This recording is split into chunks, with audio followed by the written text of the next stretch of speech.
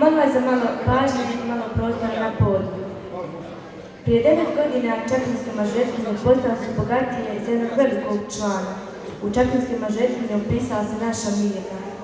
Razvila se poslije u rano ujutru, kad svi dođu naspavani i tmuri. Razvila se od ostalih jer je taj osmih krasio na stotine nastupa. Uvijek si bila za tim, za rad, red i disciplinu. Sjećaš se ti Mina Debulea Hajduhanske. Sjećaš se ti Mina svake modrice. Sjećaš se svake suze radosnice prolivene zbog osvojene medalje. Sjećaš se suza prolivene zbog razočarenja. Sjećaš se vespelih valova. Sjećaš se prvog naseja iz 2 okreta. Nećemo reći da smo imali čast imati tebe ili člana, jer si ti još naš član i uvijek ćeš ostati. U ime svih mažoretkinja želimo tebi Mirna, tvom Borisu, obilje sreće i zdravlja u zajedničkom životu i puno malih mažoretkinja. Također i roditeljima čestitke. Uvijek smo plesali svi za jedno, a jedno za sve. A danas, draga naša, mi plešimo samo za tebe. Mažoretkinje, pod je vaš. Yeah.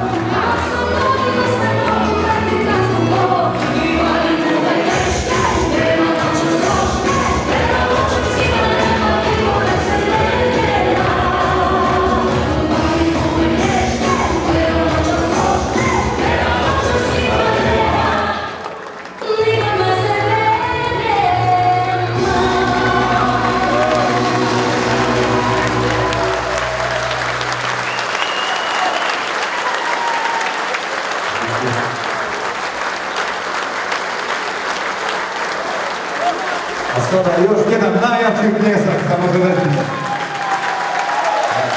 Stvarno su zaslužile. Svaka čast.